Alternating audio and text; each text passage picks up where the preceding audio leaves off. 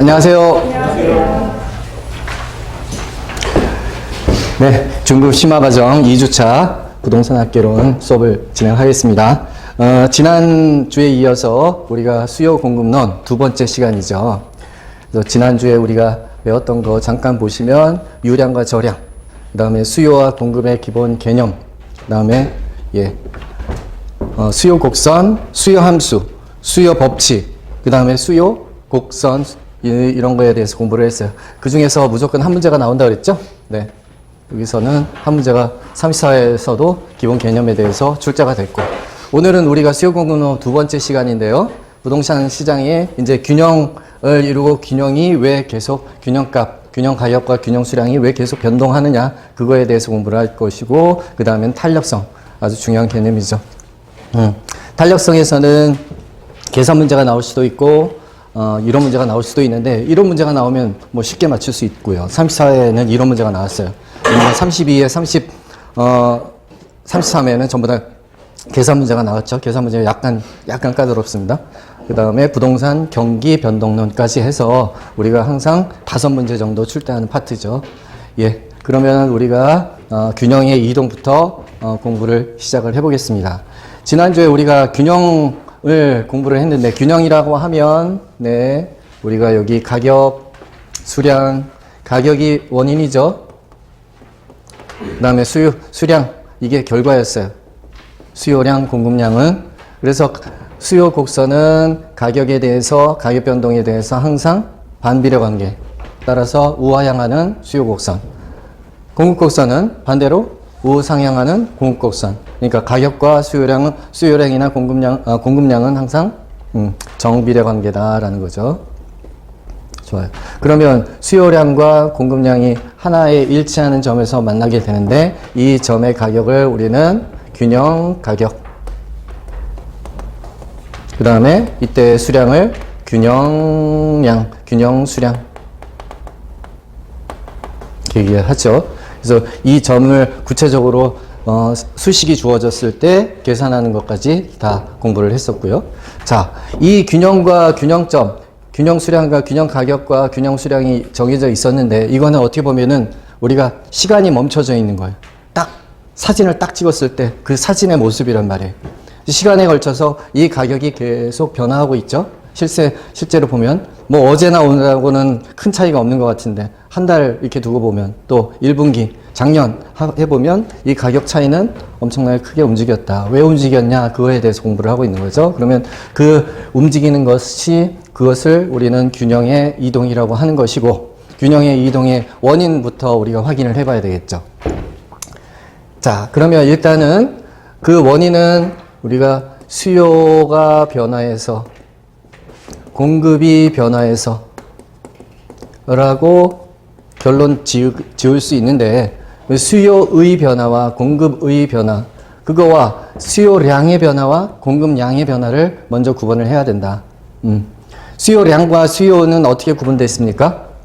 일단은 수요량과 수요는 우리가 지난주에 공부를 했어요. 어떤 특정 가격이 주어지면, 특정 가격이 주어졌을 때 그때 측정되는 재화에 구매하고자 하는 양, 그죠?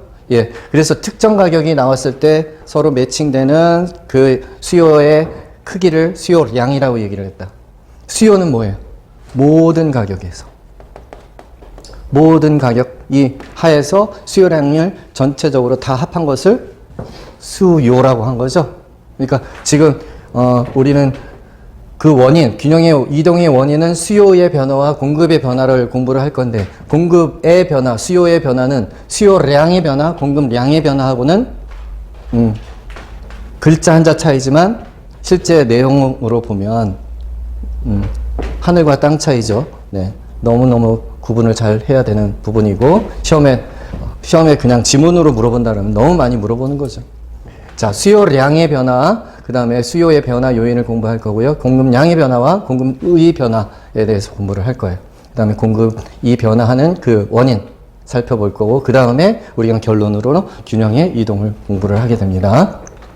자, 그러면 수요량의 변화는 조금 전에 얘기했지만, 수요량은 특정 가격, 어떤 가격이 정해졌을 때 측정되는 값이니까, 해당 재화 가격이 변화하면 그때 수요량이 변화하는 것을 우리는 수요량의 변화라고 얘기한다.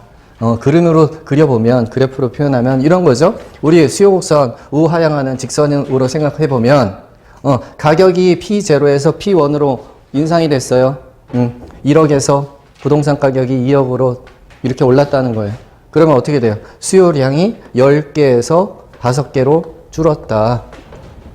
이렇게 볼 수 있겠죠? 그랬을 때 그 1억에 대해서 10억, 10개 만나는 점 A점, 그 다음에 2억과 5개가 만나는 점 B점, 이거 서로 연결하면 수요 곡선이 되는 거고, A점에서 B점으로 이동하게 되는 거죠. A점에서 이 B점으로 이동하는 것 자체를 우리는 뭐라고 한다? 수요량의 변화.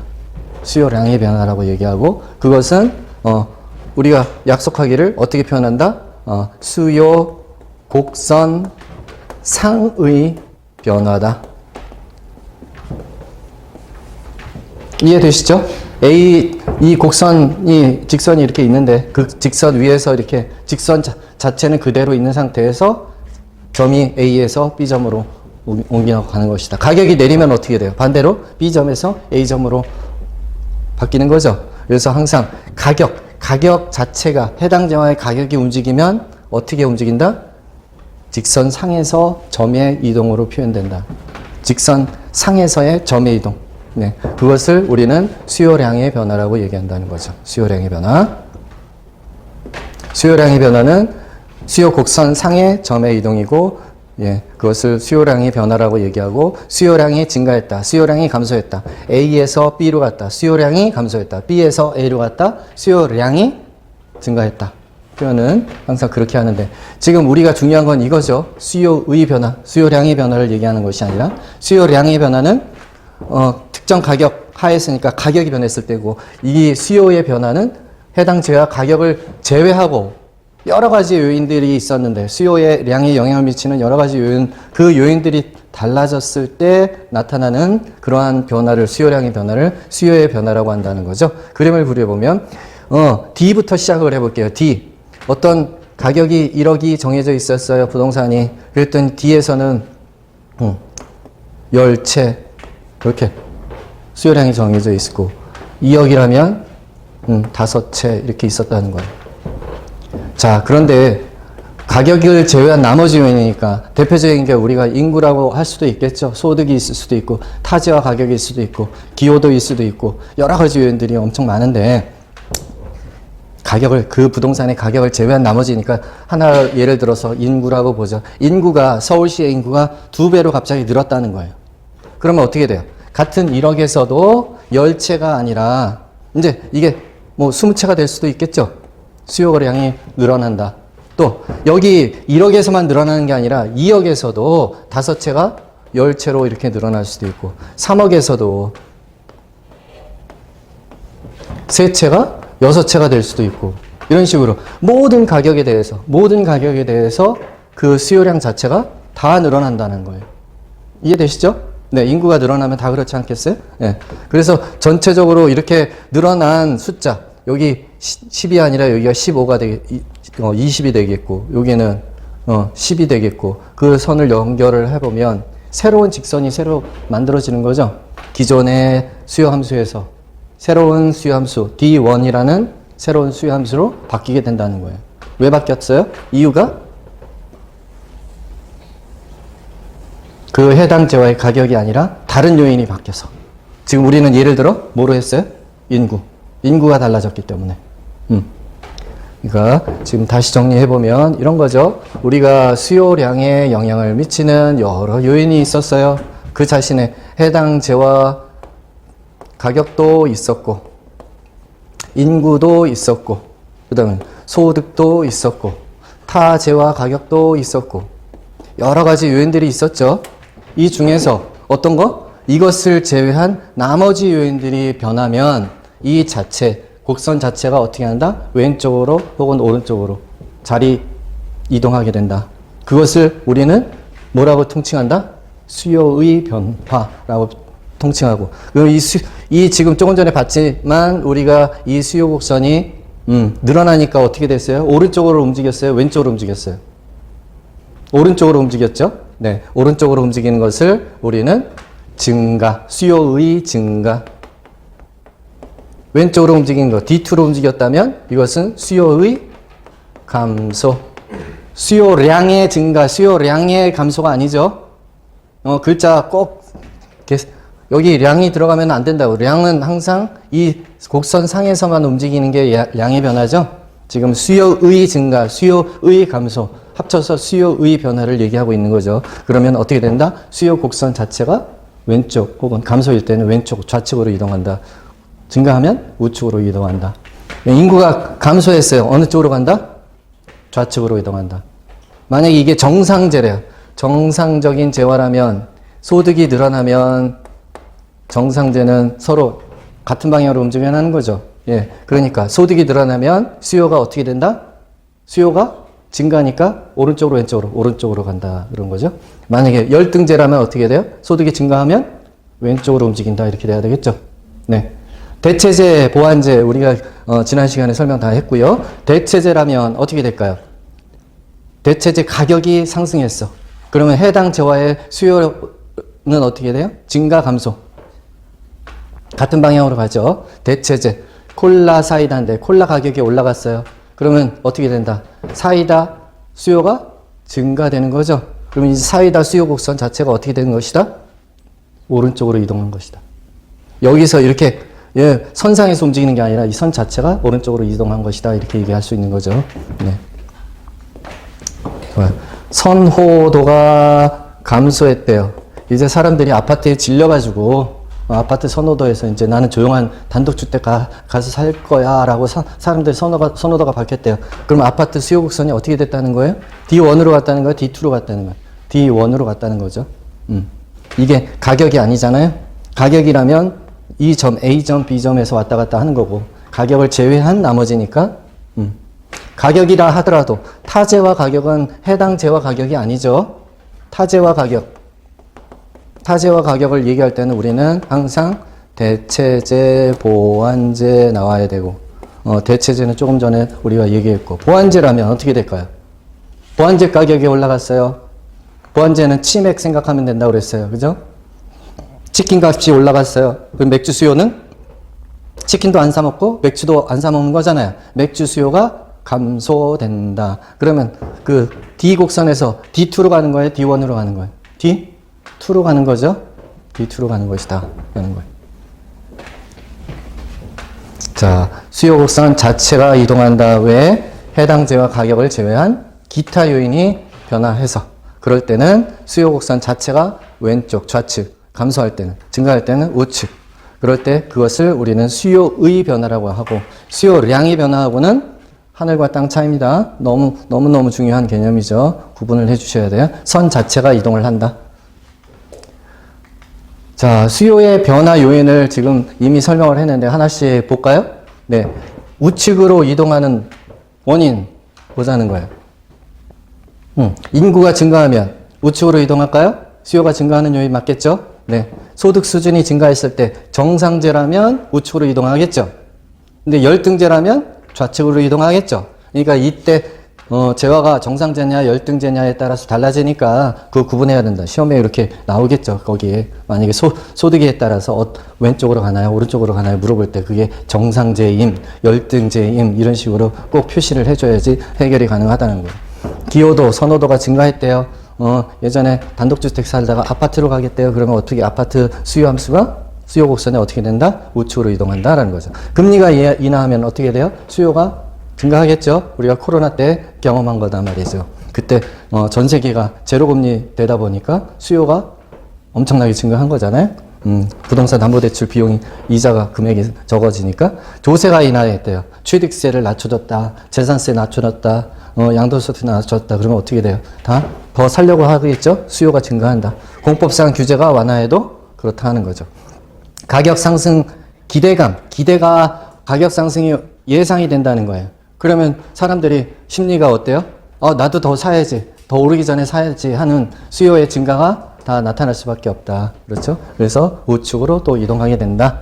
LTV는 뭐죠? 네. 담보 비율, 담보 인정 비율. 그렇죠? 예, 담보비율 인정 비율을 우리는 지금 서울 지역은 60% 적용하도록 되어 있잖아요. 10억짜리 아파트 담보대출 받으면 LTV 기준으로는 6억까지만 60%만 인정하라는 건데 그거를 80%까지 인정해 준대요. 그러면 8억까지 대출을 받을 수 있으니까 집 사기가 더 쉬워지는 거죠. 예, 우측으로 수요의 증가 때문에 수요 곡선은 우측으로 이동하게 된다. DTI 작년까지는 DTI 개념 쓰기로 했는데 올해는 전부 다 DSR로 통일하기로 했죠. DSR 총부채 상환 능력, 총부채 상환 능력. DSR과 DTI 차이는 뭔데?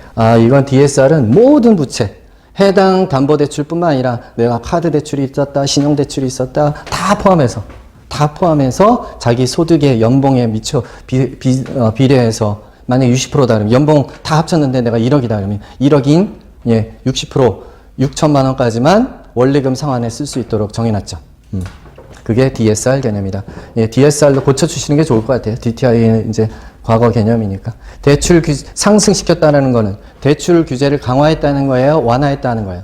대출 규제를 완화했다. 대출을 더 많이 해주라는 얘기니까 그 얘기는 수요의 증가 요인이 되겠다라는 거죠. 네. 이거 외워야 되는 거 아닙니다. 그렇죠? 여러분이 그냥 있던 이 단어가 나오면 생각을 해보면 당연히 나오는 거지 이거 외워야 되는 거 아니다. 대체제 가격이 상승하면 콜라 가격이 상승하면 어떻게 됐다? 사이다 수요는 증가한다. 그죠? 예. 대체제 가격. 아파트의 대체제인 단독주택 가격이 폭등했대요. 그러면 어떻게 된다? 단독주택 안 사고 사람들이 그 수요가 아파트로 대체해서 오는 거죠? 그러니까 수요가 증가하게 되는 것이죠. 보완제 가격은 어떻게 돼요? 치맥이라고 했어요. 그죠? 치킨 가격이 오르니까 치킨도 안 사 먹어. 동시에 맥주도 안 사 먹으니까 수요의 감소 요인. 만약에 아파트하고 오피스텔하고 보완제 보완제 관계였다라고 얘기를 한다면, 전제를 두고 얘기한다면, 그런데 아파트 가격이 폭등했어요. 그럼 어떻게 된다? 아파트 안 산다. 너무 비싸가지고. 그랬더니 보완제인 오피스텔도 아예 쳐다보지 않는다. 부동산 자체를 아예 쳐다보지 않는다. 그렇게 되는 거죠. 그래서 보완제인 수요도 증가한다는 거죠. 보완제 감소하는 거고, 이때는 가격이 하락되면은 이거는 증가 요인이죠. 반대로. 네. 그래서 이거 왼쪽에 증가 요인과 그대로 오른쪽 보면 반대 요인이니까, 예, 그냥 우리가 시험에 나온다 하면, 다음 중 수요의 증가 요인을 찾으세요. 수요의 감소 요인을 찾으세요. 매년 나오는 거예요. 34회에서도 나왔고요, 실제로. 33회에서는 공급이 증가하는 요인, 공급이 감소하는 요인 물어봤고요. 네. 자, 그러면 이제 수요 곡선이 증가했대. 수요가 증가했대. 혹은 수요가 감소했대요. 공급 곡선은 그대로 있는 상태에서 이거를 우리는 수요의 변화라고 얘기했고, 그러면 그 결과가 뭔데, 결과를 이제 원인은 알았어요. 왜 가격이 변하는데, 수요와 균형 가격이 왜 변하는데, 수요가 증가 혹은 수요가 감소가 있어서 수요의 변화 때문에 달라졌다는 거죠. 그래서 어떻게 달라지는데 하는 거죠. 이제 가격이 그래서 오른쪽으로 균형 가격이 형성되느냐, 하락해서 균형 가격이 형성되느냐 하는 거죠. 자, 공급량도 마찬가지겠어요? 마찬가지죠. 이거는 뭐 그냥 똑같아요. 공급량의 변화도 직선상의 변화일 거고, 공급의 변화도 이게 공급 곡선 자체가 우측으로 왼쪽으로 변화하겠죠. 네, 그 공급의 변화 요인도 한번 살펴보면 일단 자 보세요. 공급의 증가 요인이래. 기술 수준이 향상됐어요. 그러면 1년에 100채 지었던 거를 기술이 너무 좋아져서 200채 지은다. 그럼 공급이 더 늘어날 수 있는 거죠. 네, 기술 수준이 좋아지면 당연히 공급 곡선의 증가 요인이다. 공급 곡선의 증가는 이 공급 곡선이 우측으로 가는 거예요? 좌측으로 가는 거예요? 증가는 오른쪽으로, 우측으로 이동하는 거고, 이쪽 왼쪽으로 가는 거는 감소죠. 네, 어느 특정 가격 하에서 100채 지었던 거를 200채 지우는 거니까, 예, 증가는 항상 오른쪽이다. 수요 증가도 오른쪽, 예, 공급 증가도 오른쪽으로 이동하는 것이다 라는 거죠. 기술 수준 향상. 생산 요소 가격이 하락했대요. 생산 요소 가격은 뭐예요? 우리 지금 부동산, 아파트를 짓는데 들어가는 재료, 건축 재료, 철근 가격, 시멘트 가격 이런 것들 얘기하는 거죠. 그런 가격들이 지금 하락하면 어떻게 돼요? 공급은 더 늘어나는 거잖아요. 근데 요즘 지금 현재 이런 상황이잖아. 건축 비용이 너무 많이 들어간다는 거예요. 그죠? 그래서 재건축 막 쉽게 하라고 절차를 되게 간소화 시켜 주는데도 불구하고 재건축이 진행이 안 되죠. 왜? 돈도 많이 들어가니까 사람들이 더 돈을 많이 내야 돼. 그러니까 부담스러워서 안 한다고. 그 다음에 건설 회사도 비용이 막 늘어나니까 아예 공사 안 하겠다. 이렇게 나오는 거죠. 그래서 지금 우려하는 게 그러면 어떻게 된다? 3년, 4년 후에는 어떻게 돼? 결국 공급이 부족하는 현상이 나타나지 않겠느냐. 3, 4년 후에는 가격이 또 많이 올라가지 않겠느냐. 이런 우려를 하게 되는 거죠. 네. 자, 그 다음에 토지 가격 또 임금 다 마찬가지죠. 다 생산 요소다. 금리 인하, 조세 인하, 공법상 규제가 완화가 됐다. 다 건축의 공급의 증가 요인 우측으로 이동하는 것이다. 그 다음에 가격 상승이 예상이 되면 어떻게 될까요?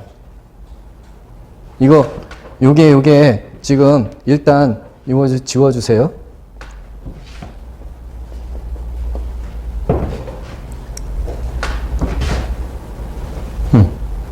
자, 이거는 약간의 이제 논란의 여지가 있는데 33회에서도 논란이 좀 있었지만 그냥 뭐 공식적인 답 발표는 답 발표하고 좀 이의 신청을 좀 안 받아들였는데 한번 생각해 보세요. 가격 상승이 예상이 될 거래요. 그랬을 때 구주택하고 신주택하고 생각을 해보죠. 가격이 상승할 거로 예상이 되면 구주택을 갖고 있는 사람이 지금 팔려고 내놨다가 가격이 오를 것 같대요. 그러면 어떻게 할까요? 지금 안 팔죠? 더 오르면 팔겠다 하고 얘기할 거다. 그러니까 공급의 감소 이런 식으로 나타나겠죠. 네, 그래서 일단은 이게 지금 잘못됐어요. 가격 상승이 예상되면 감소 요인이에요. 구주택에 대해서는 감소 요인이다. 신주택은 어떨 것 같아요? 분양을 해야 되는 거잖아요. 분양하는 사람 입장에서는 가격 상승이 예상이 되면 수익성이 앞으로 잘 분양이 될 거다. 그죠? 가격이 올라가니까 내가 분양을 하면 잘 분양이 되겠네. 미분양 안 나고. 그러니까 이때는 공급을 증가시킨다는 거예요. 반대로 가격 상승이 하락이 예상이 된대요. 그러면 구주택 갖고 있는 사람은 갖고 있다가도 매물을 어떻게 해요? 더 떨어지기 전에 빨리 팔아야 되겠다. 그런 거죠. 공급을 증가시키는 데 반해서 이때는 어때요? 신규 분양한다라고 보면 가격 하락이 예상이 되면은 미분양 날 수도 있겠고, 그렇죠. 수익성도 떨어질 거 아니야. 내가 지금 져가지고 팔아야 되는데. 그래서 이때는 공급의 감소로 나타날 수 있다라는 거예요. 네. 이게 이제 기본적으로 생각해 볼 수 있는 거죠. 그런데 여기에서 이제 어떤 이의 제기들이 좀 있었냐면, 여기 한번 생각해 보세요. 신규 주택이야. 가격 하락이 앞으로 그 추세가 계속 이어질 것 같다라는 거예요. 그럼 분양업자 중에 이제 분양하려고 예정을 갖고 있던 사람은 어떻게 되겠어요? 분양을 빨리 해버리는 게 낫겠죠? 더 있다가는 더 떨어져가지고 분양가가 계속 낮춰져야 돼. 그러니까 어떤 면에 있어서는 이거와 반대로 공급에 단기적으로 가격이 하락할 거라고 예상되면 공급을 늘린다는 거예요. 분양을 빨리 서둘러. 이해가 되시죠? 그러니까 이거하고 서로 반대 결과가 나타날 수 있다는 거예요. 현실에서는 좀 이게 더 많은 것 같아요. 오히려 더 미분양 되기 전에 빨리 건설사들이 분양을 해버리려고 하는 의도가 크다. 그래서 그 33회에서 이거가 논란이 붙었어요. 논란이. 이따가 이제 한번 문제를 보면은 확인하면 되는데, 예. 그래서, 그 단정적으로 좀 얘기하기가 어려운 부분은 있어요. 그래서 이거 관련해가지고 시험은 다시 한번 나오기는 어려울 것 같아요. 자, 일단 기본적인 것만 먼저 생각을 해보자고요. 다시 가격 상승이 예상이 되면 구주택인 경우에는 공급 감소, 가격 상승이 예상되면 신주택인 경우에는 분양을 오히려 증가시킨다. 가격 하락이 예상되면 구주택인 경우에 공급은 증가 요인이다. 그러나 신주택 분양인 경우에 가격 하락이 예상되면 공급을 감소한다. 분양을 안 하려고 한다라는 거 기본을 먼저 알아두시고, 이의 제기의 논란은 좀 있다. 자, 그러면 이제 그것을 종합해서 일단 수요 곡선 자체가 변한다. 수요의 변화, 공급의 변화가 이루어졌을 때 결과적으로 균형 가격과 균형 수량은 어떻게 변하는데 이제 결과를 얘기하는 거예요. 결과. 개념으로 먼저 이해를 하고 그 다음에 우리는 그래프로도 이해를 할 것이고 시험에는 계산 문제로 이해하는 게 나오죠. 그래서 개념으로 한 문제가 나오고 계산으로 한 문제가 나옵니다. 매년 중요한 파트예요. 개념으로 이해한다. 자, 수요만 변화했대요. 공급 곡선은 그대로라는 거죠. 공급은 그 상태 그대로인데 변화 없어. 그런데 수요만 변화했다는 거예요. 수요가 증가했다. 혹은 수요가 감소했다. 그런 얘기죠. 공급하고 수요량이 일치하는 걸 우리는 균형이라고 했어요. 균형 상태에서 공급은 그대로인데 수요가 증가했대요. 그러면 초과 수요, 초과 공급. 뭐가 많은 거예요? 초과 수요죠. 당연히 수요가 증가하면 공급은 그대로 상태이니까 초과 수요가 이루어질 것이다 라는 거예요. 그럼 공급은 그대로 있는데 아파트 수는 그대로 있는데 어떻다? 수요가 많이 늘어났으니까 가격은 올라갈 수밖에 없겠죠. 균형 가격은 올라갈 수밖에 없다. 아파트가 부족하니까. 그렇죠? 네. 수요가 감소다. 그러면 균형 상태에서 어떤 일이 벌어져요? 초과 공급이 벌어지는 거죠. 공급이 많은 거잖아요. 사는 사람은 부족해. 서울시의 균형 상태에 있었는데 집은 그대로인데 아파트 숫자는 그대로인데 서울의 인구가 반으로 줄었다는 거예요. 그럼 빈집이 남아 도는 거잖아요. 그러면 어떻게 돼? 초과 공급. 그러면 가격은 하락할 수밖에 없다라는 거죠. 뭐 당연한 얘기. 예. 그래서 당연한 얘기인데 그것들을 이제 어떤 상황을 주어지고 그 결과를 빨리 찾아놔야 되는. 수요가 증가하고 공급은 일정하다. 그럼 뭐가 이루어진다? 초과 수요. 초과 수요가 나오면 항상 가격은 오를 수밖에 없죠. 소요가 감소하고 공급은 일정하다. 그러면 초과 공급이니까 가격은 하락할 수밖에 없다. 그 다음에 일정한 상태에서 증가가 있었다. 어느 한쪽이라도 증가가 있었다. 그럼 거래량은 어떻게 돼요? 증가. 중개사 사무실은 약간 바빠진다. 그죠? 왜? 찾아오는 사람이 더 늘어났으니까. 거래가 더 이루어지기 때문에. 그러나 공급은 그대로인데 수요가 반으로 줄었어. 그러면 어떻게 돼? 중개사 사무실? 어렵죠? 예. 거래가 확 줄어든다. 그래서 가만히 고정된 상태에서 증가가 있으면 그냥 양은 증가. 감소가 있으면 감소. 바로 그냥 답이 쉽게 찾을 수 있어요. 네. 가격은 항상 뭐를 생각한다. 초과 수요인지 초과 공급인지를 따지면 되고 양은 뭐를 따지면 돼요? 여기서 증가 글자가 있으면 증가, 감소가 있으면 감소. 그렇게 하면은 금방 찾을 수 있겠죠. 공급만 이제 변할 때 수요는 그대로래. 서울의 인구수나 소득은 그대로인데 아파트 수가 100만 채에서 200만 채로 늘어났을 때 혹은 100만 채에서 50만 채로 줄어들었을 때 얘기인 거죠. 자, 공급이 증가했대. 수요는 그대로인데 공급이 증가됐다면 초과 수요, 초과 공급. 초과 공급이겠죠. 예, 공급. 초과 공급이니까 가격은 하락. 수요가 일정한 때 공급이 감소했대요. 그러면 초과 수요죠. 수요가 일정한데 공급이 감소하면 초과 수요죠. 이거 잘못됐어요. 네, 고쳐주세요. 초과 수요입니다. 초과 수요면 가격은 네, 상승되겠죠? 네, 상승. 자, 양은 어떻게 해요? 둘 중에 여기 증가 있으니까 증가. 여기 감소 있으니까 감소. 이렇게 가면 되는 거죠? 네. 자, 이 마지막 사례가 뭐 예를 들면 어떤 상황일까요? 서울의 인구수나 서울시의 소득 수준은 그대로인데 어때? 공급이 감소. 재건축 때문에 그냥 아파트를 많이 부쉈다는 거야. 그렇죠? 예. 10만 채가 줄어들었다. 그러면 10만 채가 부족한 현상이 벌어지니까 초과 수요가 남아 돈다. 집을 살려는 사람이 더 있으니까 가격은 오를 수밖에 없다는 거죠. 이거 이제 고쳐주세요. 네. 자, 이번에는 시험은 항상 여기에서 나오는 거죠. 수요와 공급이 동시에 변할 때가 문제다. 동시에 변하니까 좀 머리를 좀 써야 된다, 이제는. 하나가 움직이는 것이 아니라 동시에 변하니까. 그러면 네 가지 케이스가 있겠죠. 수요가 증가하고 공급도 증가하는 케이스. 수요가 증가하는데 이거는 수요 증가와 공급 증가 수증, 공증, 인케이스를 또 세분화하면 그냥 똑같이 증가하는 경우. 그 다음에 수요의 증가가 공급의 증가보다 더 큰 경우. 세 번째, 수요의 증가보다 공급의 증가가 더 큰 경우. 이렇게 나눠질 수 있겠죠. 둘 다 증가할 때일 경우라도. 자, 그러면 그냥 증가만 있다라고 알려졌을 때는 어떤 상황이 벌어지나 생각해 보세요. 수요의 증가, 공급도 증가, 인구도 증가할 때 서울시에 집도 더 졌다는 거예요. 그럼 주택수도 늘어났다, 인구수도 늘어났다. 그러면은 그게 그 사실만을 가지고는 우리가 초과 공급인지 초과 수요인지를 알 수가 있나요? 없죠. 예. 그러다 보니까 가격이 어느 쪽으로 가는지는 알 수가 없다. 그게 정답이에요. 그렇죠? 우리가 추가 정보가 있으면 요 밑에 세 개의 케이스를 보면 추가 정보가 들어가 있나요? 어떤 게 더, 어떤 게 덜.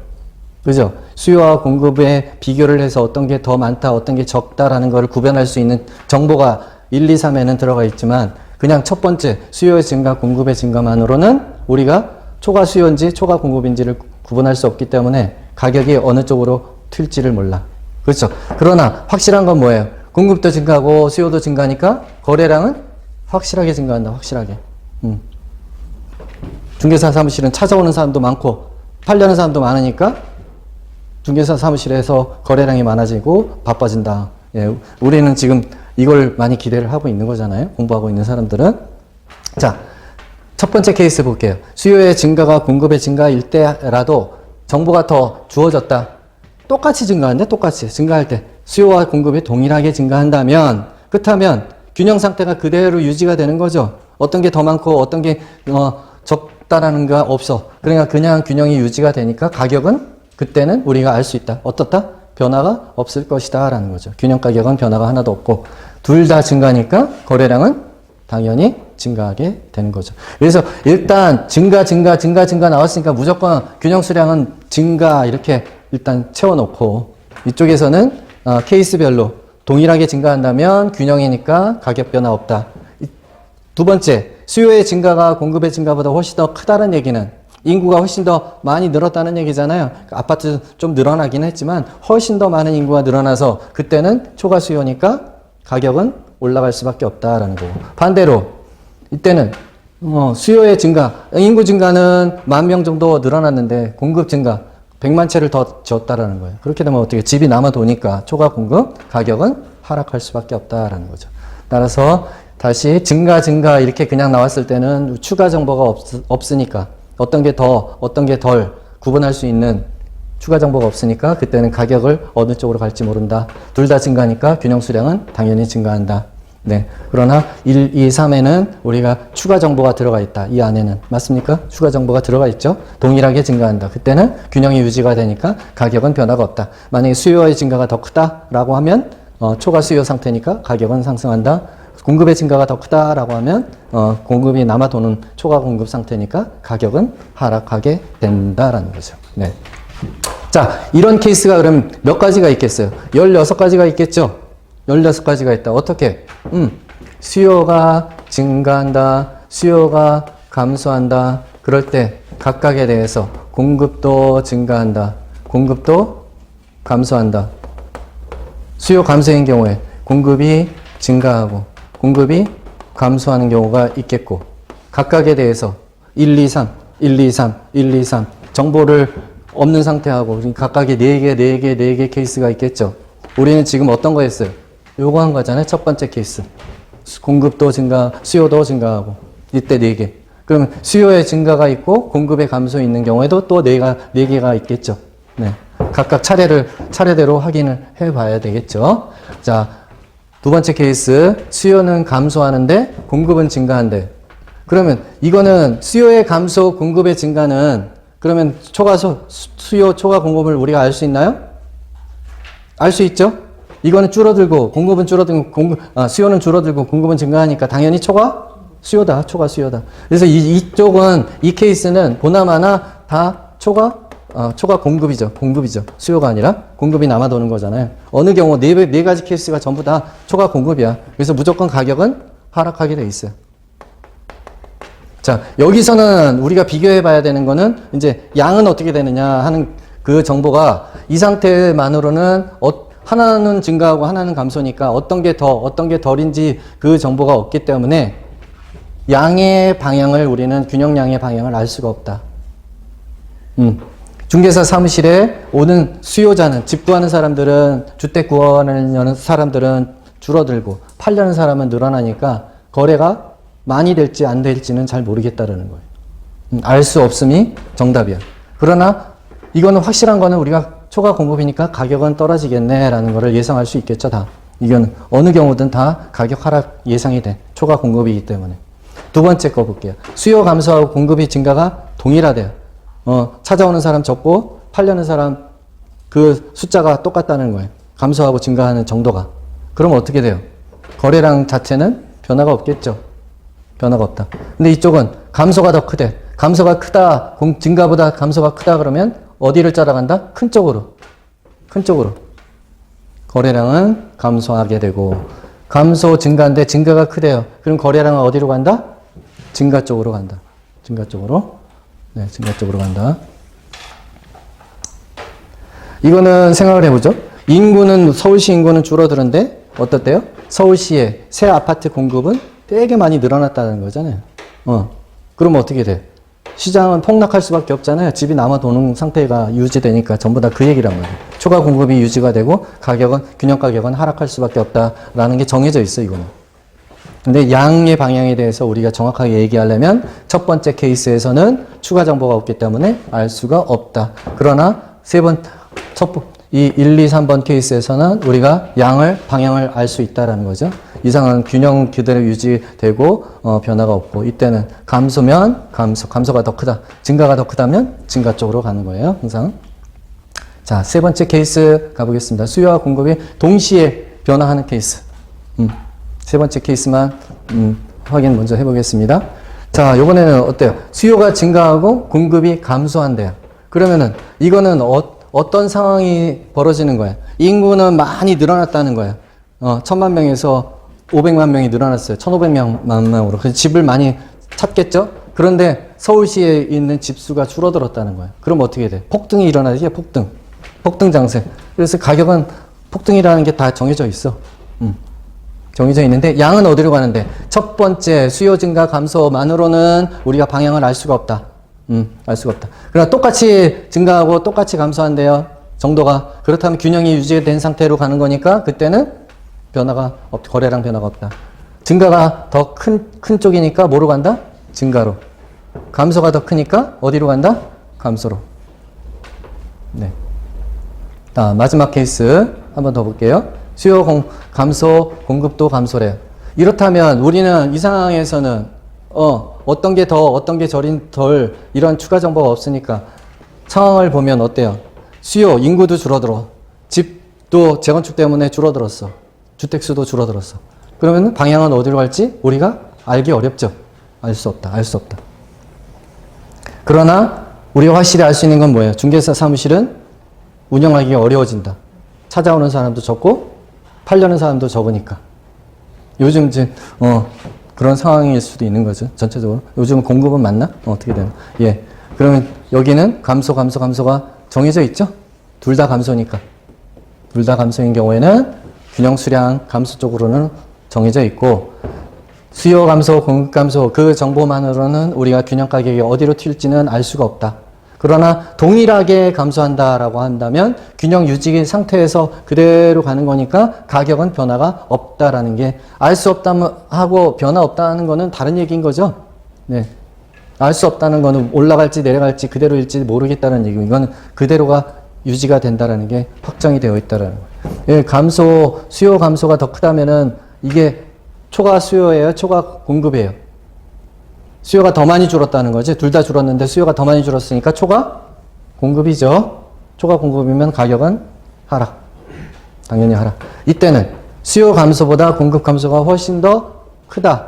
공급이 훨씬 더 많이 줄었으니까 초과 수요죠. 가격은 오를 수밖에 없다는 거예요. 거래량은 줄어들었지만 그래도 가격은 올라서 거래될 수밖에 없다는 거예요. 둘 다 많이 감소가 되면. 네. 그래서 지금 우리가 4가지 케이스에 대해서 각각 또 4개씩 있으니까 동시에 변하면 16가지 케이스가 나올 수 있어요. 16가지 케이스를 뒤섞어가지고 시험에서는 항상 물어본다. 결과를. 균형가격하고 균형수량은 어떻게 변화하는지를 예, 계속 물어보기 때문에 그것을 예, 지금 이 표대로 하나씩 보면서 이해가 다 돼야 돼요. 수요만 변한다, 공급만 변한다는 건 쉽죠, 이거는. 예, 근데 우리가 동시에 변할 때는 항상 16가지가 경우가 생겨나니까 이 16가지에 대해서 우리가 잘 구분하고 있어야 된다라는 겁니다. 자, 그러면은, 자, 1교시 여기서 좀 쉬셨다가 쉬는 시간 끝난 다음에 우리는 그래프로 그 균형의 이동에 대해서 다시 한번 공부를 하도록 하겠습니다. 네. 잠깐 쉬십시오.